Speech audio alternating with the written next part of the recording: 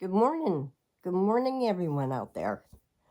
I hope everybody's having a beautiful morning. So far, I was woken to the squirrels jumping on my ceiling, or on the roof, I should say, the roof. Hold on a minute. Let me swirl my coffee here.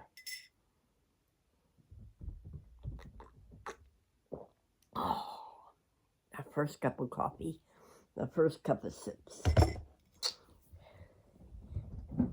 You hear them? Back and forth, back and forth. They're having a good old time. They must be happy today. It's a beautiful morning so far. Sunday morning. I woke up around 6, had a good night's sleep. I'll be raring to go here in a while. Made my bed. I was online looking at children's disease. There is no cure out there for it. And I was saying to myself, why does the lung doctors, the autoimmune doctor, want to try to cure it when there is no cure for it? I remember the eye doctor telling me in Nashville, take fish oil for the dry eye, the dry mouth. It will help. And I was thinking to myself, okay. So I've been online just looking to see why the autoimmune doctor wants me to take more drugs. Can't win, can we?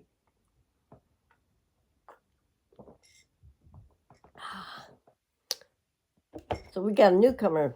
Let me think. He's local because he knows that route that I took. Good morning to you. Let me think. What's his handle? JRNE.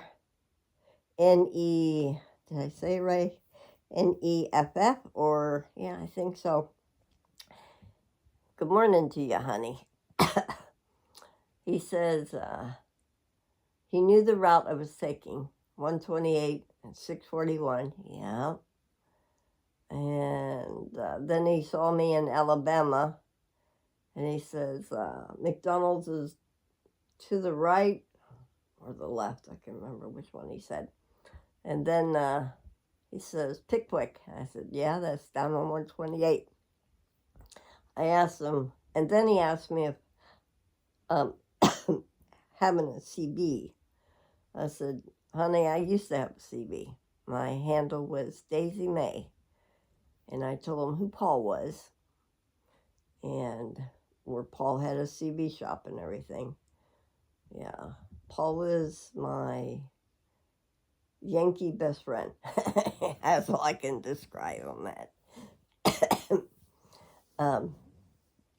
I didn't meet Paul until I got off the highway driving truck. And I think I met him around 2002 because I started driving for Wilbert. And I walked in there one day with my too many sodas with caffeine. I know it. You could almost hear a pin drop. And I got into his shop, and there was a bunch of people there.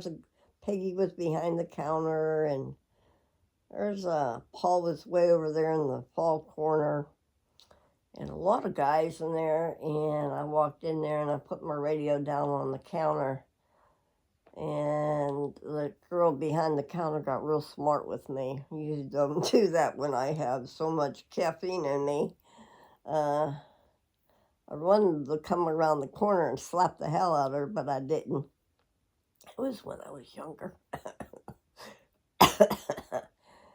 And she said, if you don't, real sarcastic, if you don't have your receipt, we can't help you. I slapped my receipt down on the counter and said, there it is. I said, my friend brought my radio in, and it was working. I just needed something looked at. I can't remember. That's many years ago. God.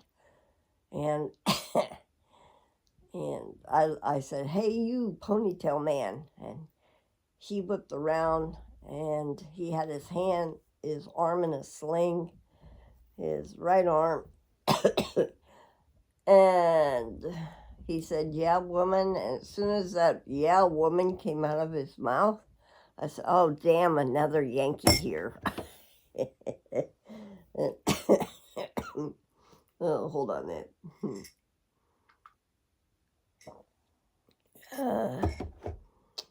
And that's how we were friends. I still drove for Jeffries over in Lexington, and would talk through our CBs, or we would go down a couple of channels and talk.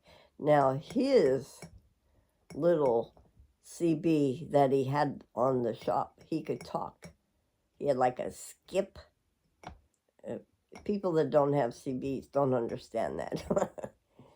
But once in a blue moon, if I had my radio on in here in the house or out there, the guys over here at the quarry, the gravel pit, will come right over the radio because they're pushing some good watts. Plain as day, like you're sitting here in my living room. Yeah. Or I could hear Chuck's CB shop up there at the interstate, because they're pushing some stuff too. And when Paul used to have his shop, I remember some of the people down on the road there would be saying, they would call up the shop, and "Paul, you're coming over to my TV." Now, I remember Paul cleaned and just a little peaked my radio.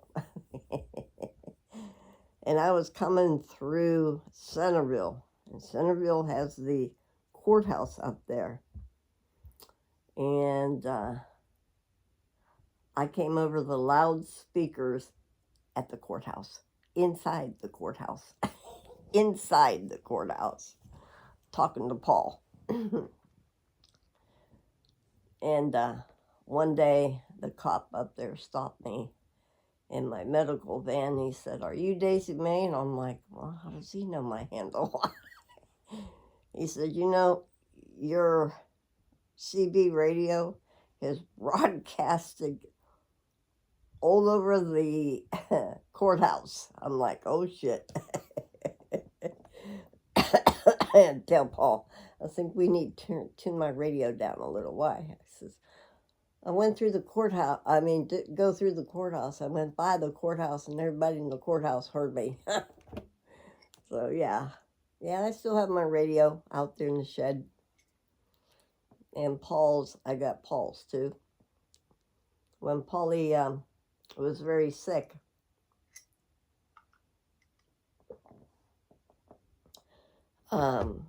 him and he would come over and have dinner with us all the time. And then when I was driving from Wilbert, driving 12, 14-hour days, started out at 4 days, 5 days, 6 days. By the time I got done with my shift, if I came home, I'd have to get up in a few hours and go again. So Paul asked Nick if it would be all right if she stayed at my house, because he worked nights and I could sleep there. And then when, because I'd have to get up and go again. And Nick was working nights at the time, working at the Johnson Control plant. And I know what y'all are going to think. "Oh, she's having sex with Paul." No, Paul was paralyzed. Paul had a motorcycle accident many, many, many years before I even known him.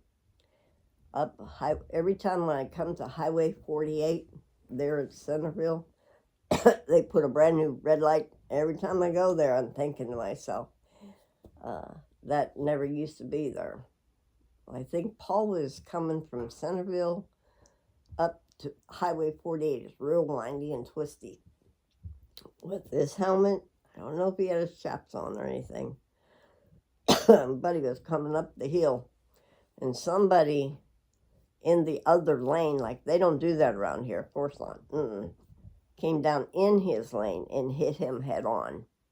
And he said he went flying like Superman, and he took out a telephone pole with his head. He ripped all the end nervings on this side when he hit the telephone pole. So he was paralyzed from the neck down. And they couldn't find him until they found the skid marks, and then several hours later, they found him. He was upside down in a marine. So, no, Paul had no feelings down there. Everything was gone. And I just, I'm one of them darn damn Yankees that talks to everybody. Polly and I, we butt heads. Let me tell you, yeah, we butt heads. Let me tell you, yeah. At first, I thought I was right, and he thought he was right. So, yeah, that clashes.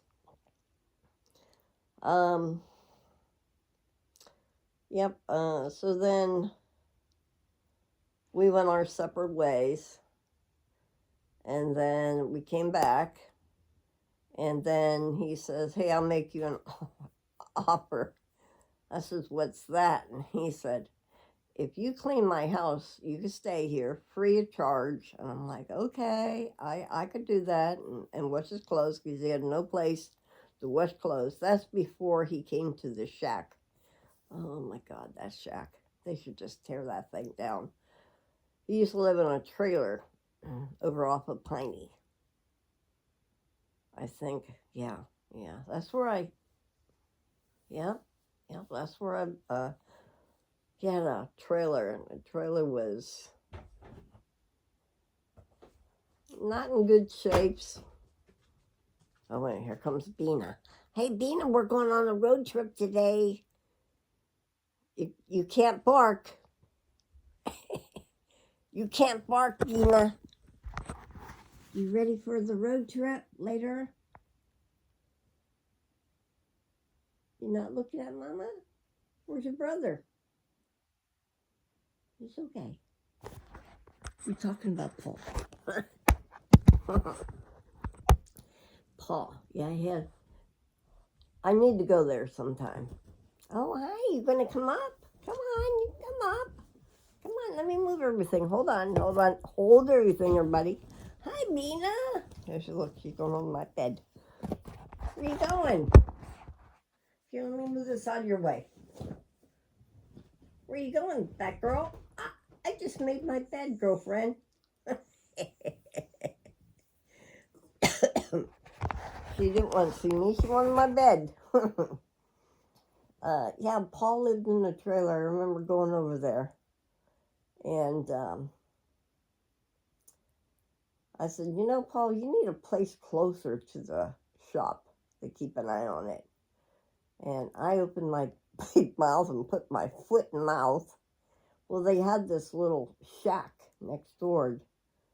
And I thought to myself, what have I done? I said, Paul, this place is not livable. Your trailer is livable. Oh, we can make it livable. I'm like, oh God, Paul. Okay, let's see what's over here. And Ronnie had to help us. Because I worked days. Paul worked nights. Ronnie, I don't think Ronnie was working at the time. And that's one of his brothers. And, and so that house, that shack over there, had hardly any insulation. So you walk in, you have a little tiny living room like this, just like what I have here. And then the bedroom was over there, and he had like let me think, what did he have? Like a water bed, but it wasn't. it was like a platform for waterbed, but he had a mattress on it and a window. We put a window in. Insulation, hardly any in his room. Yeah, they put sheetrock up, and I painted it and whatever. Then you walk out of there and you come into like a little tiny itty bitty kitchen. No, maybe about half the size of this room here. And it had glass blocks for a kitchen window. And Paul says, we can use this stuff. We can use the peanuts for insulation. I'm like, Paul, no, you need insulation. I can't stay in a house with just peanuts, stuffed in the thing. And then he had a back room, and he had a small deck off the back room.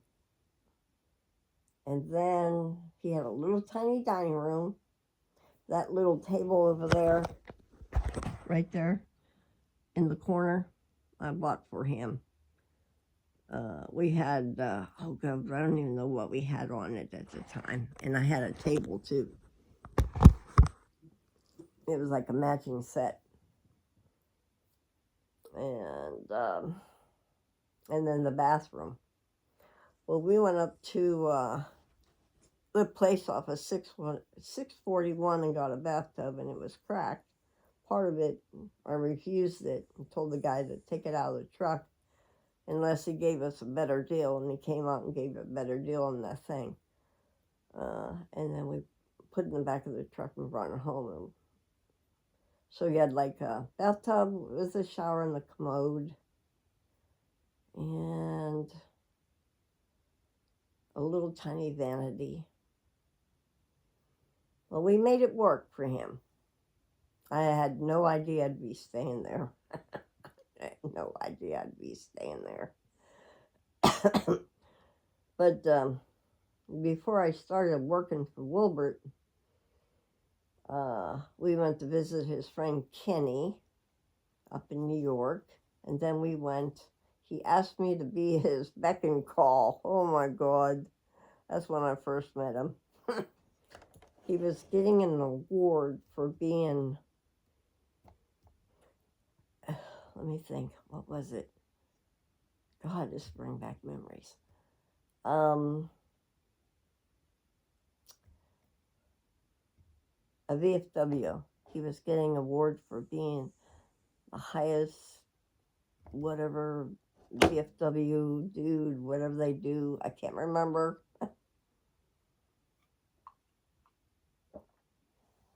That's the first time I ever been to Texas. Well, not really. I drove down there, but San Antonio, Texas. I got pictures of him and I. And Paul was sort of cheap. He didn't want to spend any money for anything. And they had hospitality rooms where you go and eat and whatever. I remember getting off the elevator. You could just smell the gumbo. And I didn't think nothing of it, I don't do hot and spicy. Oh my God. I took one bite. That's all it took. My eyes lit up. The tears rolled down my face. My mouth was on fire. And I'm I need water. Paul's like, no, eat a piece of bread. By the time Paul got off the elevator, I could hear him say, don't eat that. It's too late. It was too late. I had one bite. And the guy said, I might have put too much tobacco sauce in it. I'm like, you think? Because I liked that, but it was way too spicy for me. And, oh, my mouth was on fire. And they were shoving bread in my face. So the bread would take this pain out of your mouth. So, I helped him. We looked nice together. We Hmm. He took me down there. I was ready to come back home because he sort of pissed me off, and I was ready to hit that airplane, take me back to the airplane. But he he said he was sorry. He did something. I can't remember what he did. I wouldn't talk to him. Boy, I wouldn't talk to him. And then he bought me them earrings, them special earrings I'd always wear with the turquoise. They were not cheap. made me buy them for me. I wore them. I wear them everywhere. Um, and then we came home, and then we went our separate ways for a while, and then Wilbert had me going crazy places. So I'd just get home about 9, 10 o'clock, and then about 3 o'clock I'd have to get up and go again. So I really didn't get that much sleep. And I would sleep out in my car in front of the CB shop.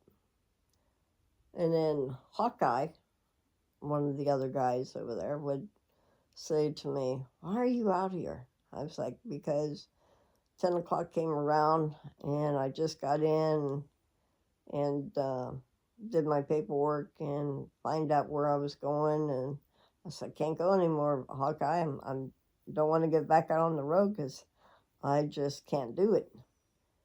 And I'd bring my sleeping bag and I would sleep in my car. And they had a shower.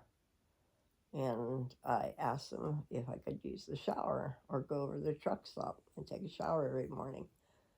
And then Hawkeye called up Paul because Paul was on his way over to do his shift, and he said, "Oh no, that ain't happening. You're gonna come over here and sleep." I said, "No, I'm not. No, it's okay. I'll just sleep here."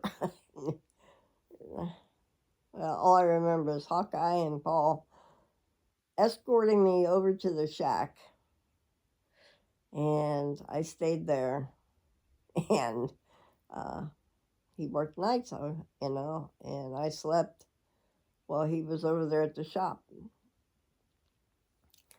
And then I'd go on my merry way. And then the Shell station had the best breakfast because Sandy over there, she would make the homemade real eggs on a biscuit or on a croissant. She knew I liked croissants, so I was special. She'd make me a croissant every morning. So, and the Shell station is across the street. It ain't the same. It's not the same. And then Mike and Sandy worked there, and Elvira, she worked there, and oh my God, who else? Silver Fox, she worked there at the shop, and John, I can't think John's handle. He lives in Dixon. He used to work there, and then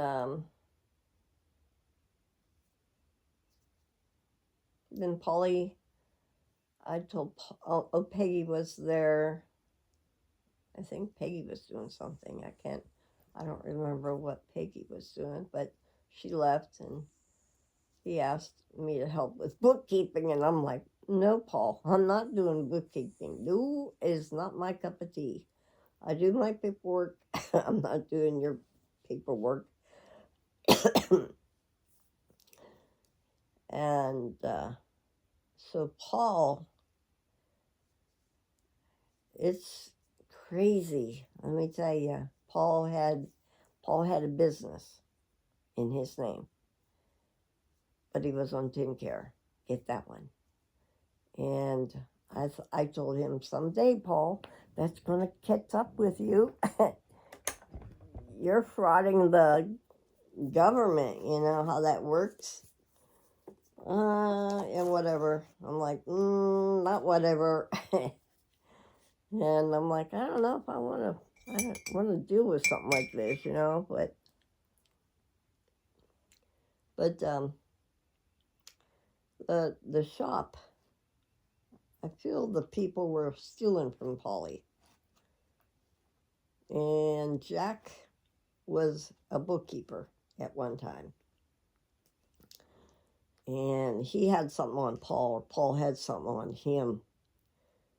And so when we were walking around at Christmas time around, where was this place? Tractor Supply. We just got done Christmas shopping. I told Paul, I said, it's time to be unscrooge. I told him, it's time to buy your coworkers some Christmas presents. That's just the person I am. You work, I'm trying to ease the pain with some of the people that treated him badly. And so we're out Christmas shopping.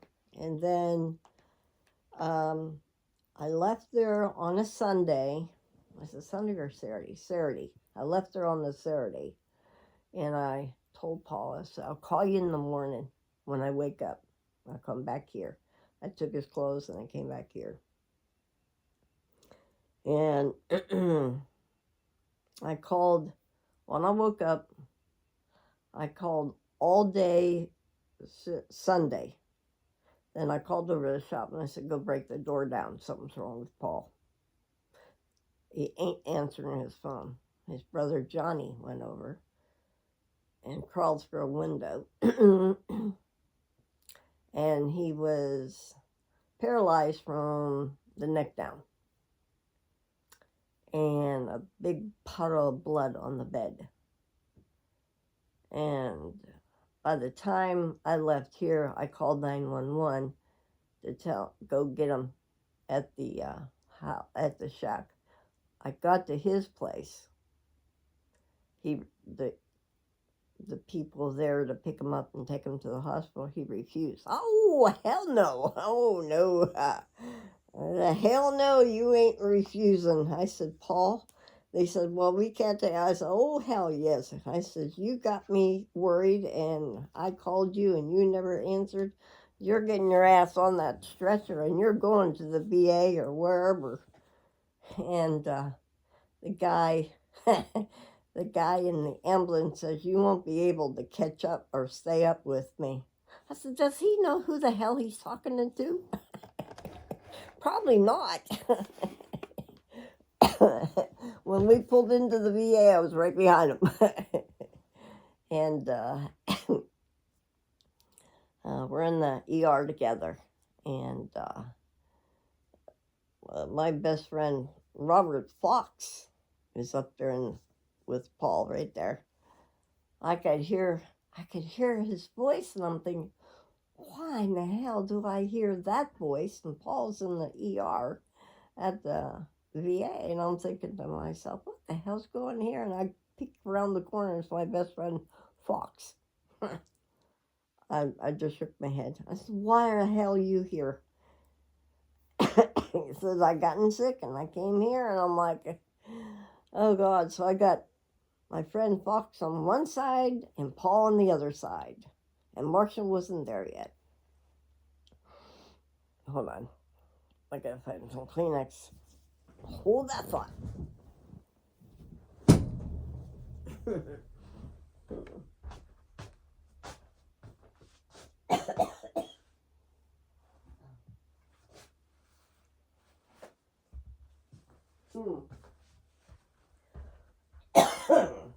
Okay. Yep. So I stay with Polly. I stay with Polly right up to the end. I mean, my son wanted me to come to Georgia for Christmas. And I told him, yeah. And then Paul was in the hospital. Now he's paralyzed in the right arm. So he's paralyzed in the left leg when he had a stroke. And the VA said he had a heart attack up there. And I'm thinking to myself, how the hell's this going to work? He's paralyzed in the right arm. Now he's paralyzed in the left leg. this is not going to work too good. So Christmas came, and I asked his sister if you could stay here and be with Polly while I go visit my son. Of course, my mind was not at Christmas time. My mind was with Paul. And then my girlfriend, Marcia, told me that Bobby had passed away on Christmas Eve. Well, then that just put me right over the edge. My son says, Mom, I understand. You could go home. I said, I went straight here to the hospital. I dropped Nick off and then drove back. And so my best friend passed. And Bobby Fox and I used to drive medical van for the senior citizens here in Perry County. That's, oh God, crazy as hell. Crazy as hell. I thought Paul was bad. Paul never really met Bobby. They always talked on the telly, but they never got to see each other. And they were side by side in each bed, there. So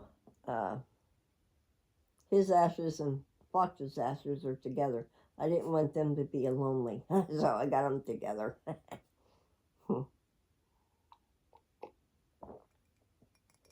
And yeah, and then the CB shop. Well, they didn't know if Paul was going to live or die, and the state tax people called me. Now I'm trying to figure out how we're going to make things work here, because Paul can't go home because he can't walk. And his family didn't want to step up to the program.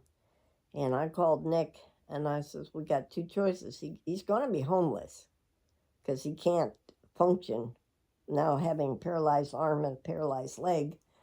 I said, what are we going to do? And he says, well, it looks like we'll move all this stuff out of the sewing room. My sewing room, that spare bedroom. And I said, okay. I guess he knew what he was doing when he picked me for his caregiver, best friend, whatever. Before he even came to my house, I had him, his bed, everything I needed for him.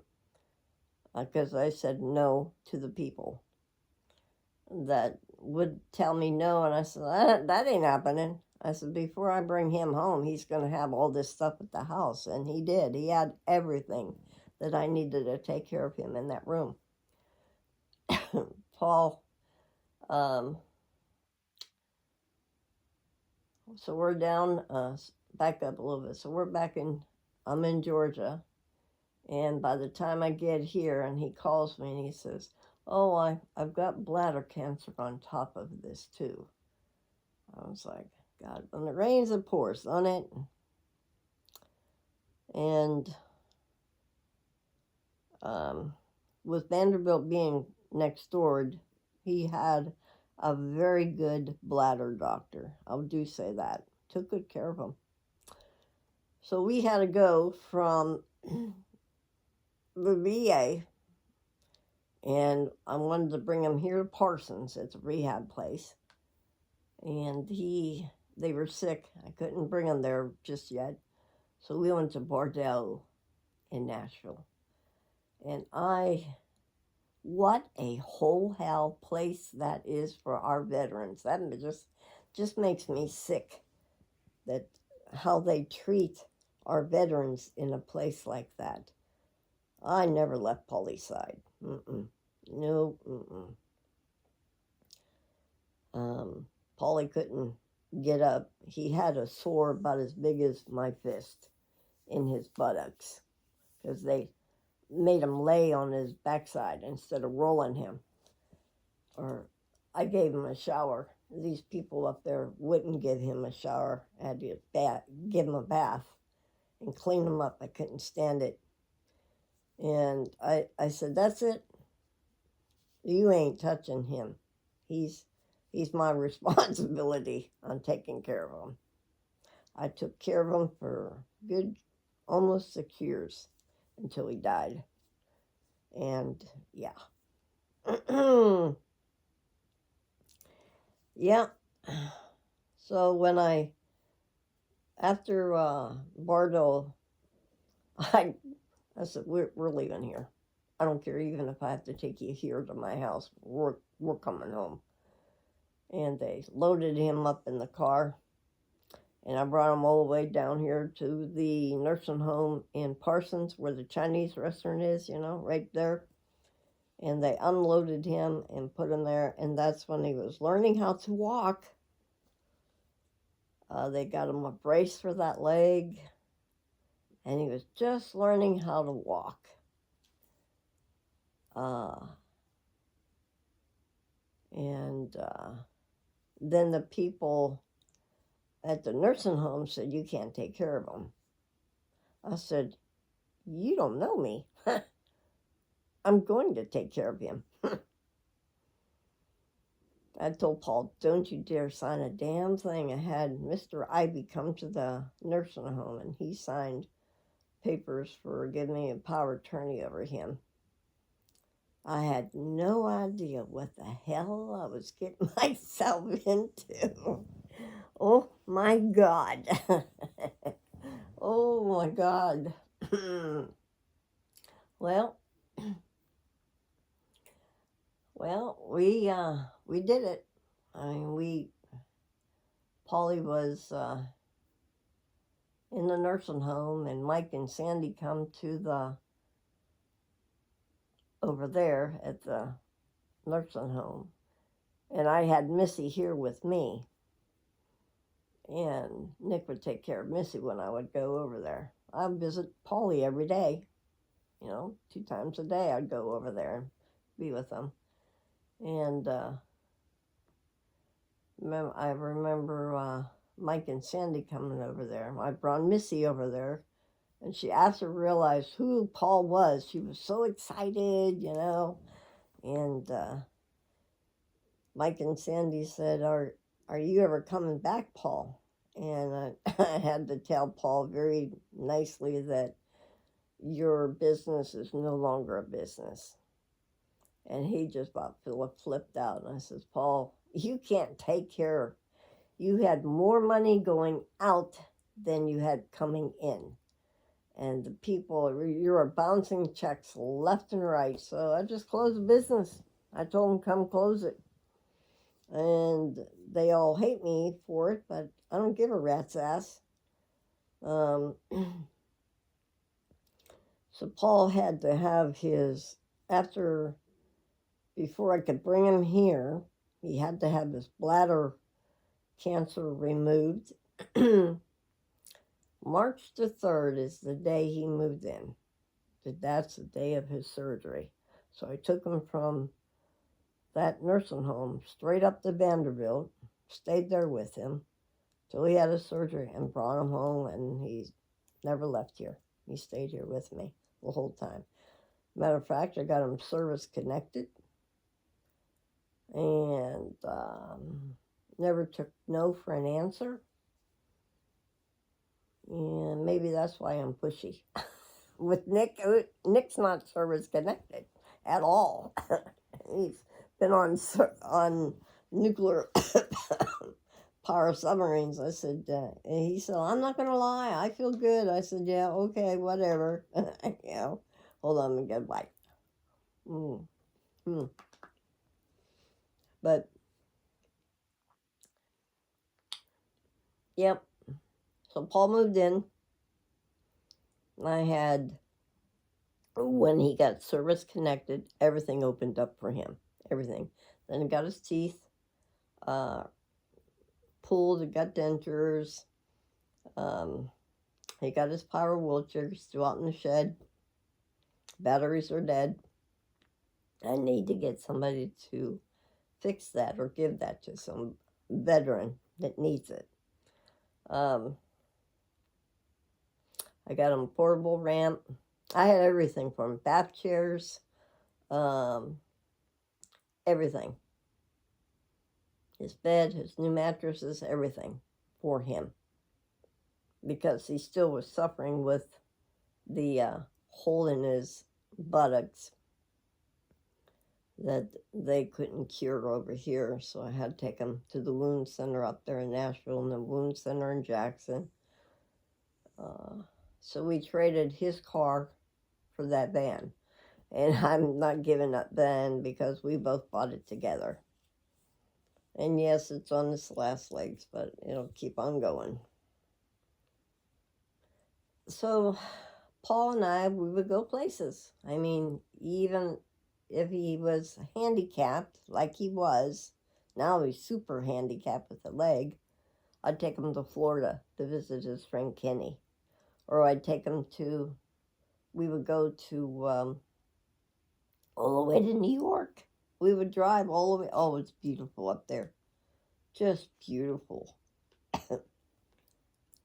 So when I moved in,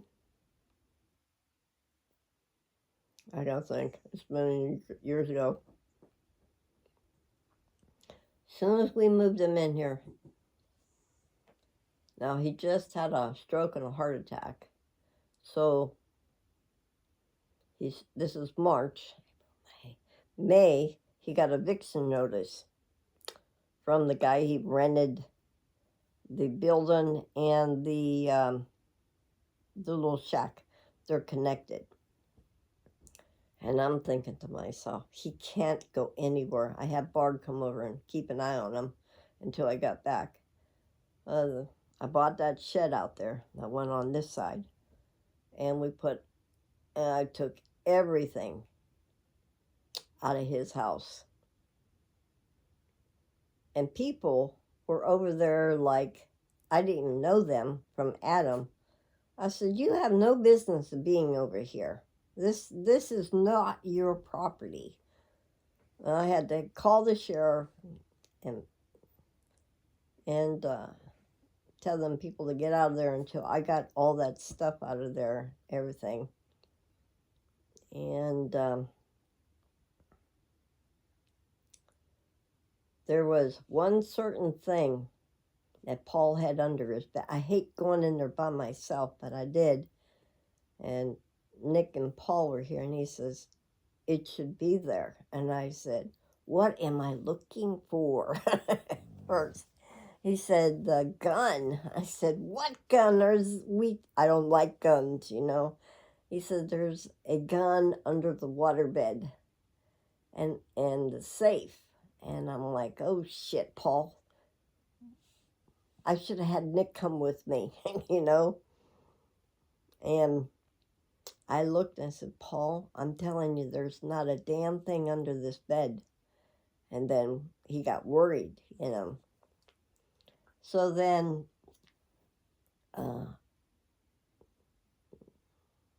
he couldn't go because he had just had his cancer removed. And Nick and I, the guy gone, we got a U-Haul truck and we loaded everything up. And then in July, the landlord says, well, you're going to have to remove all your stuff out of the CB shop. I said, you know something? I'm tired of these people.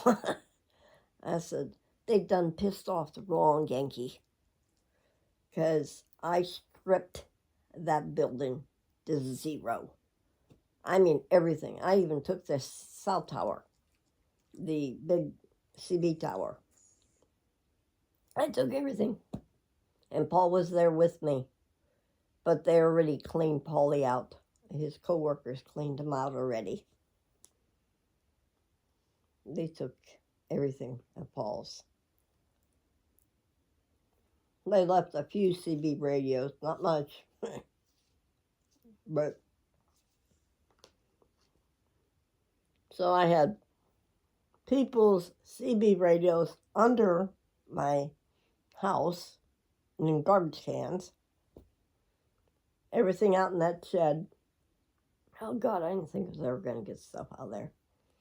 I had his shed that he had. Every time I go past Chuck's CB shop up there at the interstate, I called the guy that came and brought my sheds to me. I said, "You want to make it fast, $500?" He said, "Yeah." I said, "Come bring the truck and pick up this shed and bring it down to the house." So we parked it over there in front of the carport, the big carport. And we stripped everything. I mean, we stayed there almost all day. And Polly's just now sitting up in a regular wheelchair. And I struggled to get him in that red truck, but I got him in there, and we took him up there. And we spent hours there. And there was some other guy that was helping Paul. I paid him, because they ain't going to work for free. And Polly had a on-demand hot water heater. They took that from him. And I knew who they were, and I demanded they bring it back, and they did.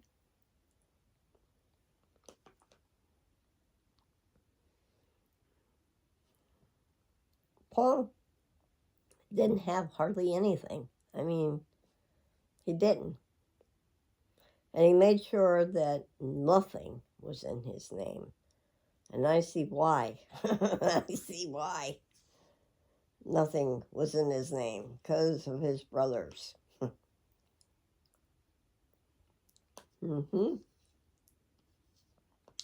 He knew what the hell he was doing. I didn't know what he was doing, but he knew what he was doing. So I didn't have to go to probate court because he had nothing in his name. Nothing at all.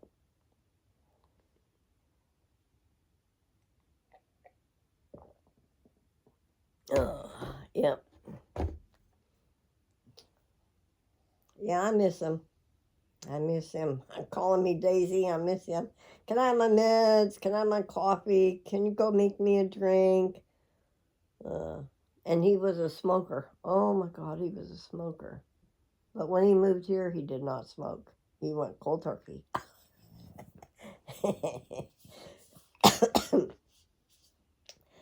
And we would fight. Oh, hell yes. Nick would walk in and Nick would walk right back out. I said, "You're getting up." He said, "No, I'm not." I said, "Oh, yes, you are. Watch me."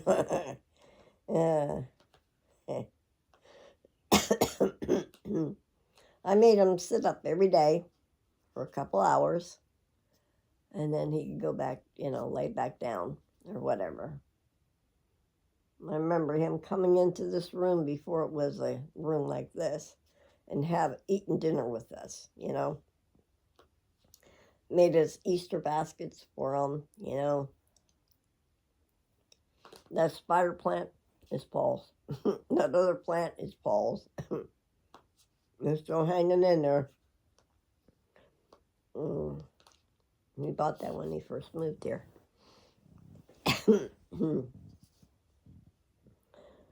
Yeah, he didn't know. Lena, you weren't even thought of yet. And Rusty wasn't either. Lily was here. Baby girl was here. Lily was afraid of Paul. I don't know why, but she was.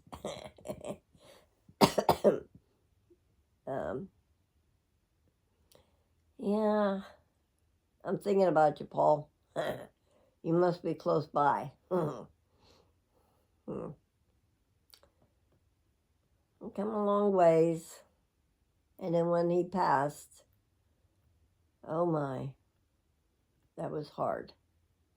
I almost ripped the heater off in my family room when he was sick.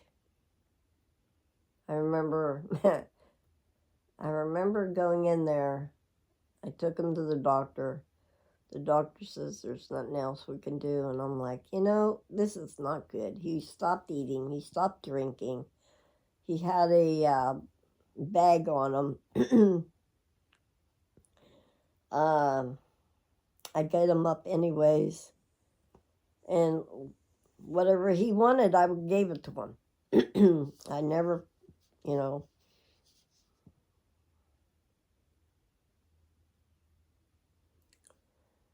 Oh, it still hurts in a way.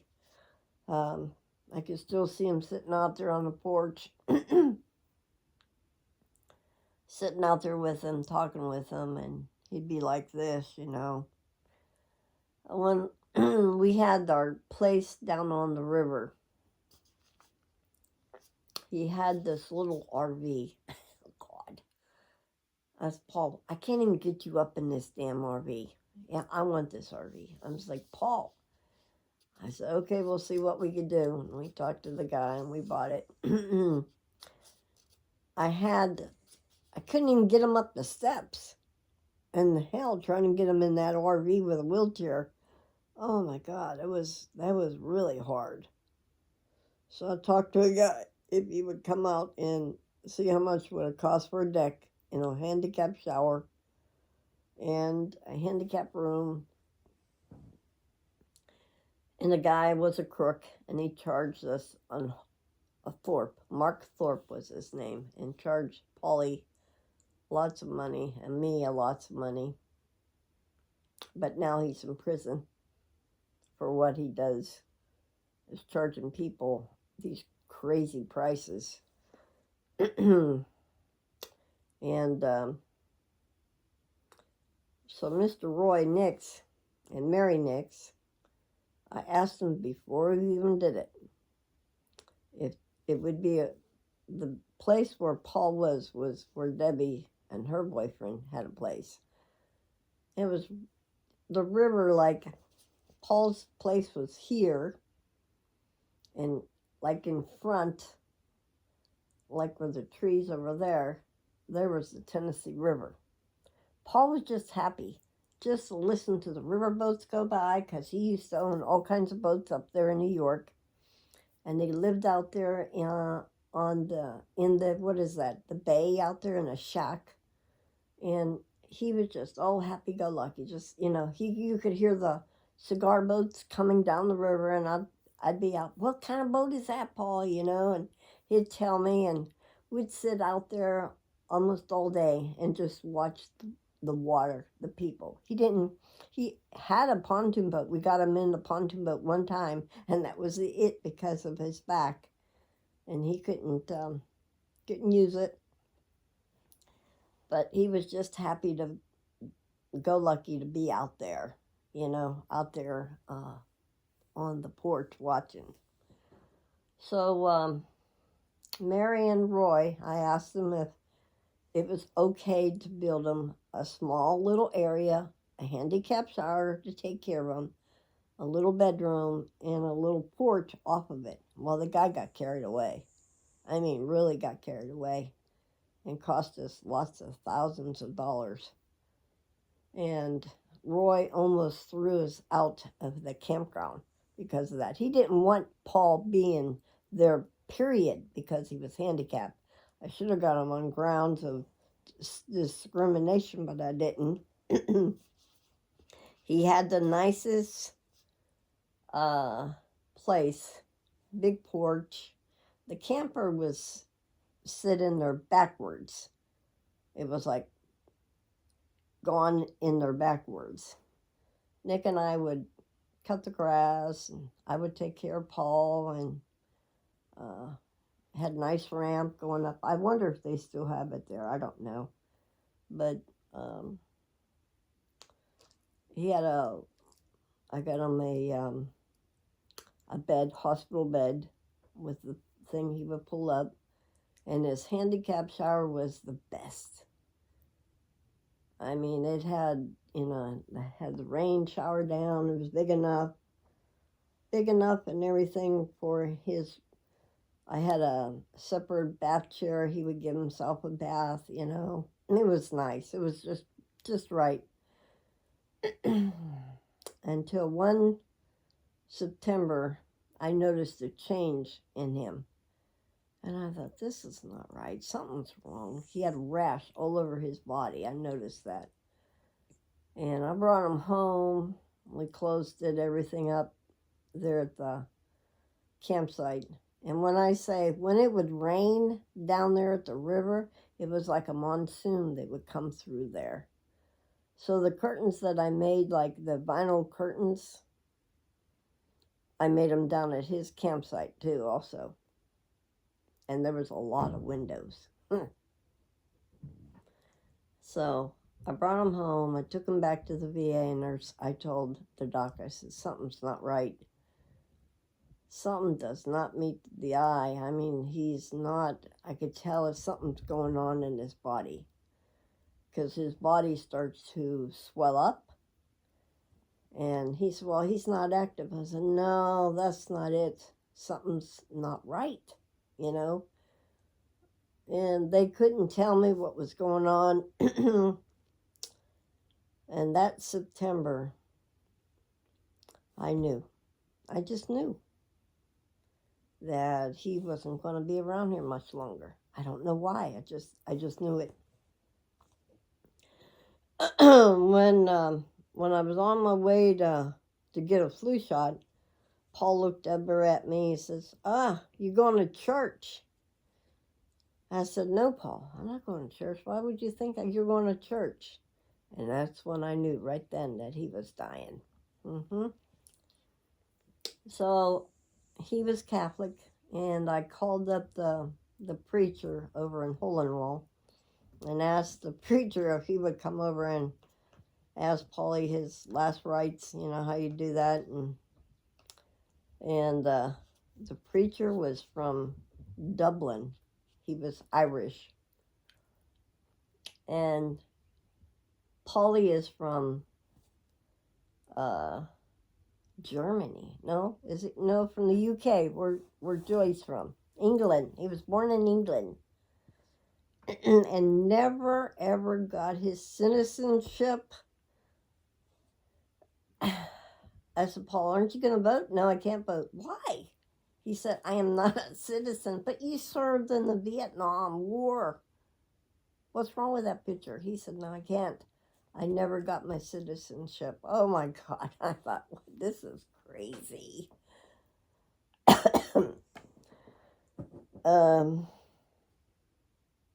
Yeah, he was born when the bombs were flying overhead.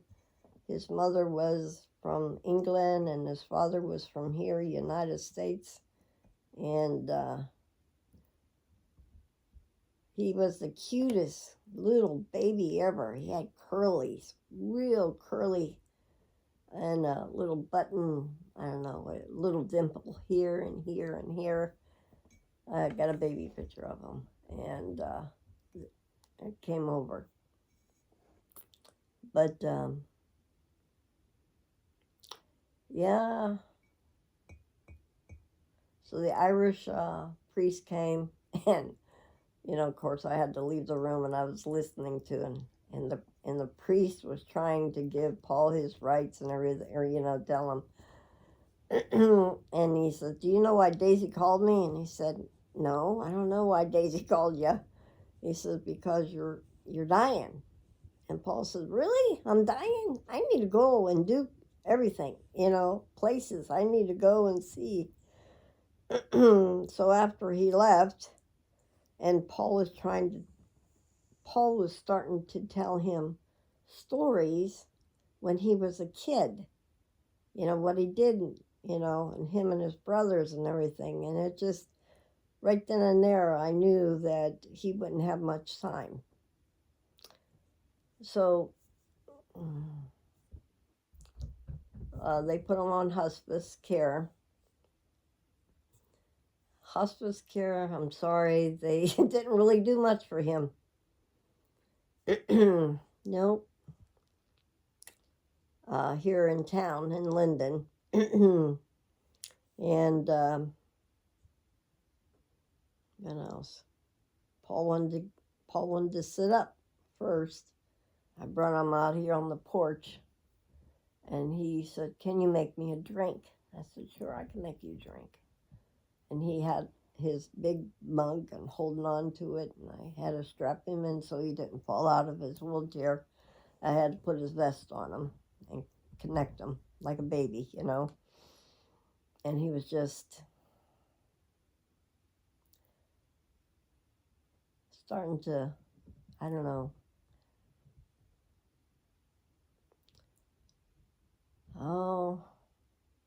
just things were starting to happen.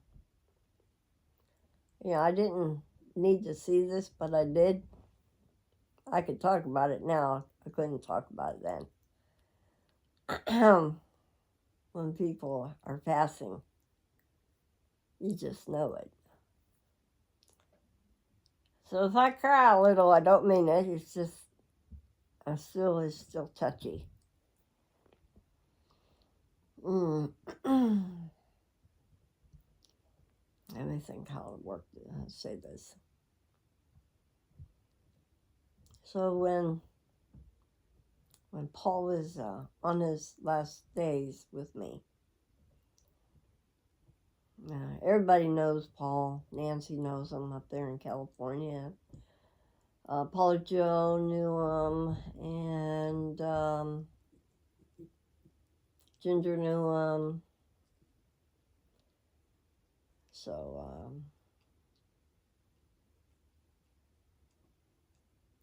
his brother,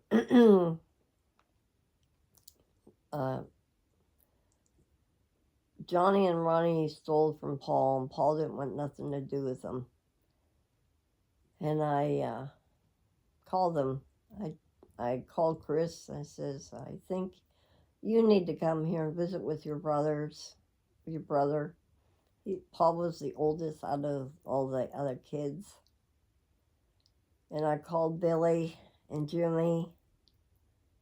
And Jimmy used to come visit Paul. Chris came a couple times. She only lives in Dixon.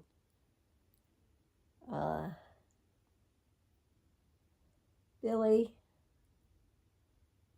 I don't think he came. I think he mostly talked to Polly on the phone.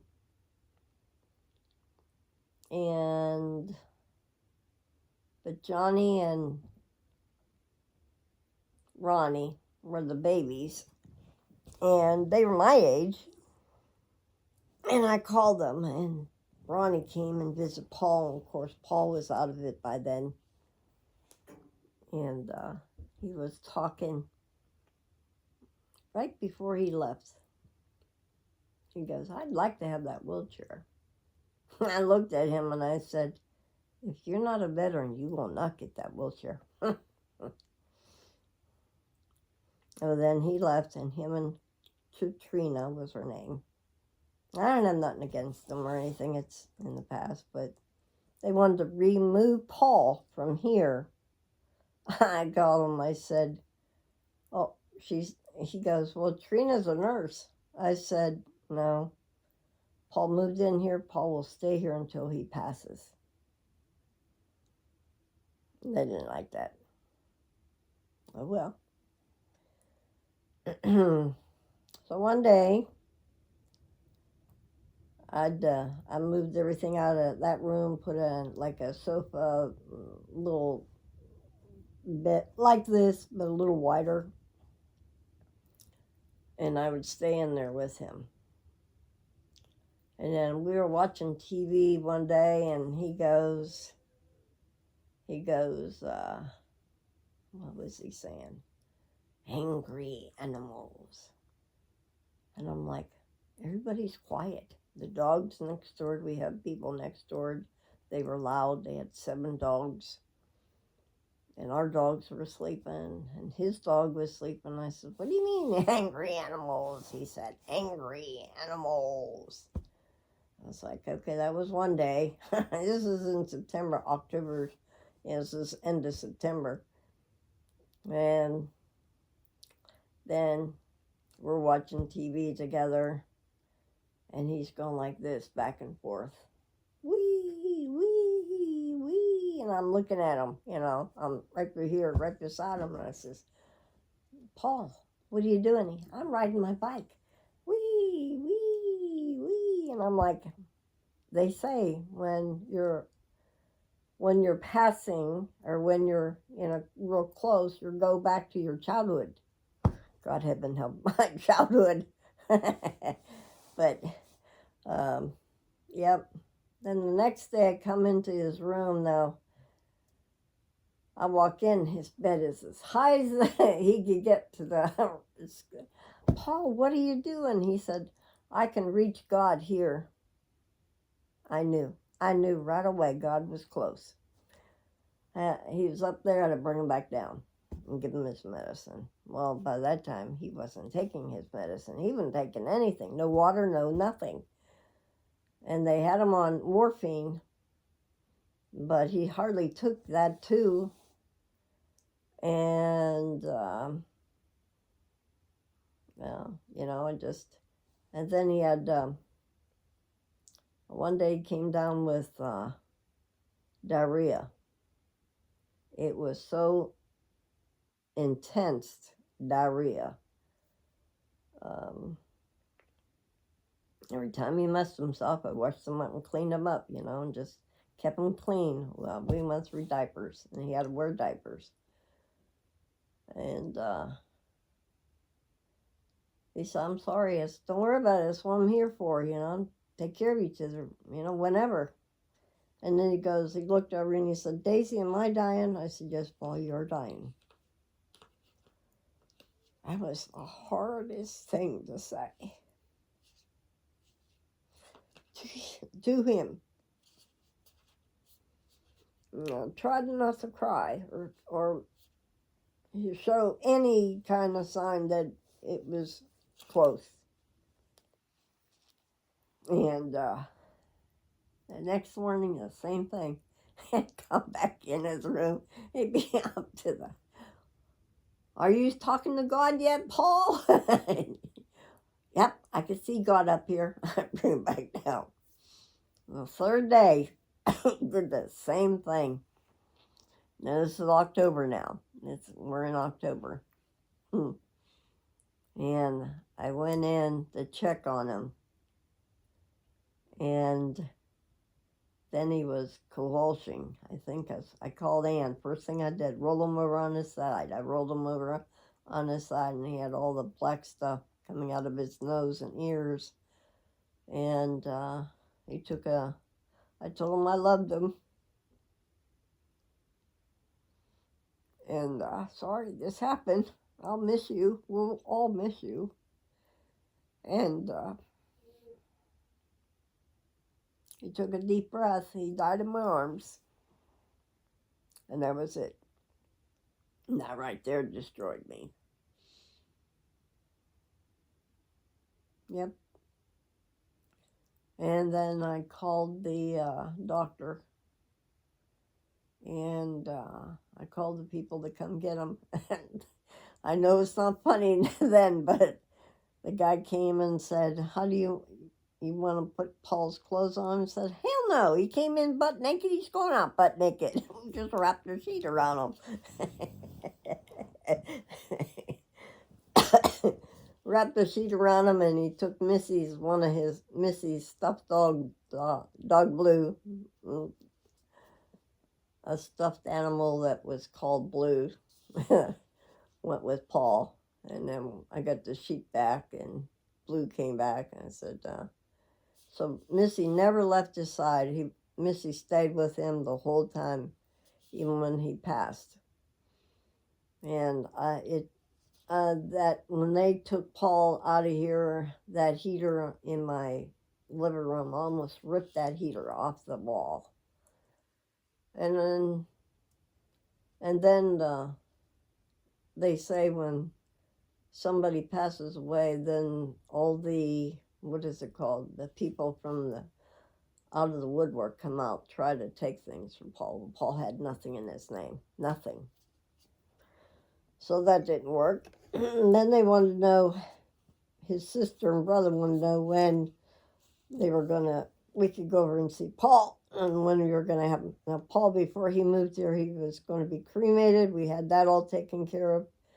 We had everything taken care of before he even came here. And Paul knew what he was doing. I didn't know what he was doing, but yeah, even the state tried to still get money out of him when he was dead. And I said, he has passed. Here's his death certificate. Quit bugging us, Yep.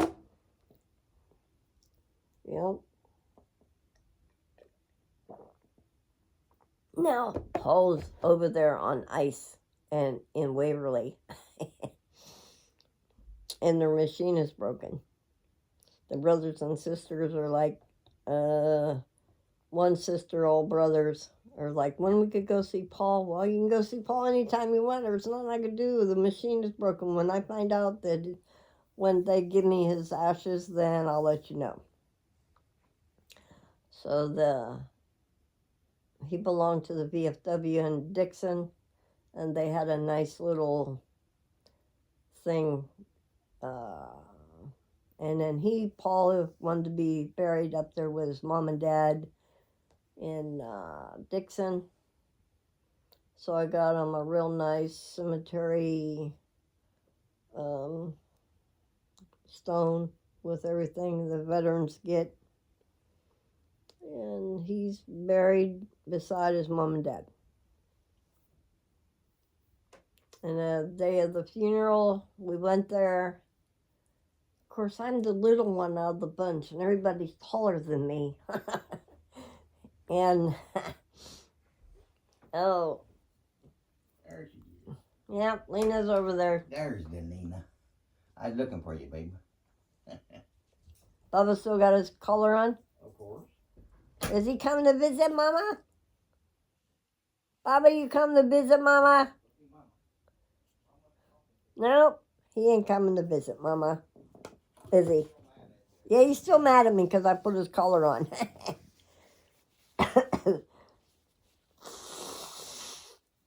And then Nick says, oh, he's coming now? Hi, there's my Lolo. Hold on a minute. Come here, Bubba. Come here. Come here. Come see Mama. Come see Mama. Oh, here comes Lena. Come on. Hi. Come here. Come here. Come here. Come here. Come here. Come see. Good morning. Good morning. Oh, my goodness. My goodness. My goodness. Say, Mommy put this harness thing on me, and we're going to go bye-bye. But see, we have to catch this Minnie Mouse here, because he don't like being caught. Huh? Let's see. Hi, Baba. Hi, Baba. Hiya, Baba. Hi. What? Okay. Get up there with your sister. Go ahead.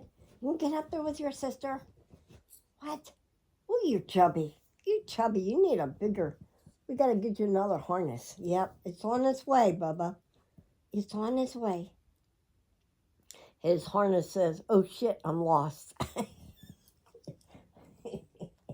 His name tag. Huh, your name tag says that, don't it? And Daddy found that name tag for you. So when we were burying Paul, over there at the Dixon Memorial something, I can't think, I know where it's at. Nick looks up and there's an eagle. Out of the blue, an eagle circling really low over us. And it did for the longest time over us. Just go circle around the eagle. And Nick says, that's Paul saying goodbye. Yep. Now I wouldn't let, Nick couldn't touch anything of Paul's stuff at all. I'm still like that. If I got something Paul's,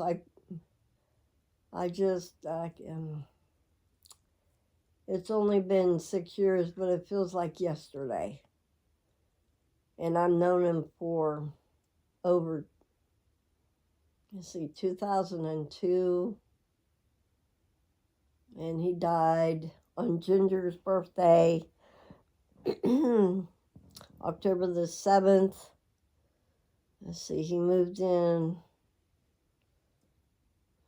When did he move in? The 15th? March the 3rd. 15th. And he died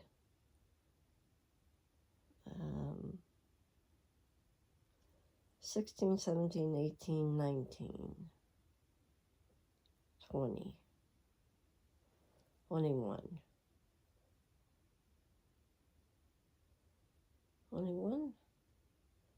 21 or 22 he died. I can't remember. It's been 6 years. It feels like yesterday. Some days. Yeah, I talk about him all the time. Yep. Baba, you would have liked Paul. Paul and his stories. He used to tell all kinds of stories about when he was a kid. Well, I'm sorry I talked your ears off, but I got talking about Paul and I just jabber around. So, yeah, I still have my CB. It's out there in the shed. I still got Paul's CB out in the shed, too. I should bring it in and hook it up. But I don't have a tower, so. But, yeah, Paul's CB is pretty strong. I remember one night we were sitting there trying to watch TV and I heard, "Hey, Babe Rat, you out there?" I says, "Paul, somebody's yelling for you." So he turns on his radio and "I'm here. Who is this?" And he says, "This is Jabberjaw," or something like that. And I said, "Paul, where's this guy at?" He was like, "Over, where was he? Where did he say he was from? Scotland?" I thought, "What? You talking about somebody from Scotland, Paul? What kind of radio is that?"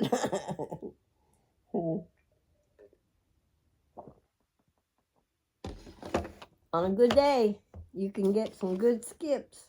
Yeah, that's what I miss. Oh, God, what a mess. He had all kinds of vehicles over there we had to get rid of. Yeah. Once in a while I'll go by there. The house and the CB shop. Sometimes I wonder if I go into the Shell station, maybe I'll see I'll see Tom Forrester. That was one of his friends there. He didn't like Paul, didn't like me. But now he come down with a stroke. So now he's like, "Oh, now I know how Paul felt." I was like, "Well, you guys used to talk about Paul and how you hated Paul, and I always say what comes around goes around." Sometimes I don't wish that on anybody, but that's happened many years ago. Get over it. Move on.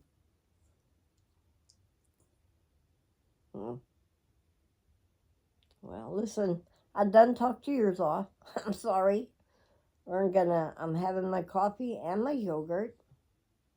And I'm gonna text the guy. Nick just woke up. We gotta feed. I think we should wait to feed the kids.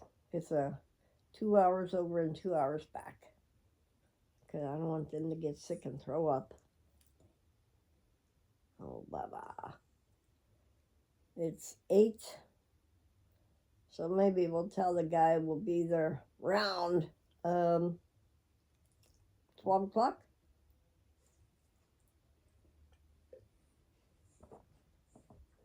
I could leave the kids home. Lena Loudmouth. Oh, God. You gonna be a good girl on the trip down? Huh, Baba? I know Baba will. Come here, Baba. Come here. Where you going? Where you going? Did you go outside and potty yet? Huh? You stretching? What? What's that on your back? What's that on your back, Bub?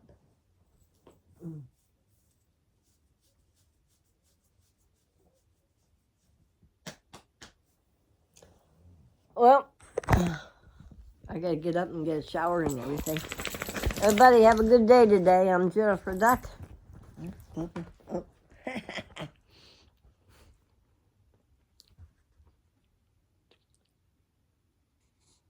You guys.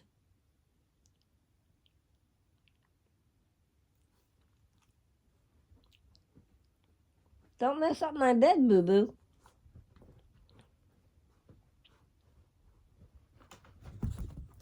All right, Lena. All right, everybody. Thank you all for watching and listening to my crazy story about Paul. We'll talk to you guys later. Got my buds charging over there, so you'll be able to hear me better. And everybody have a great Sunday. This is the, 29th of March? Oh, God, I got to go to Franklin tomorrow. Do a swallow test. That should be interesting. All right. Talk to you later. Thank you all for watching. Have a great day today. And we'll talk to you on the flip. See ya.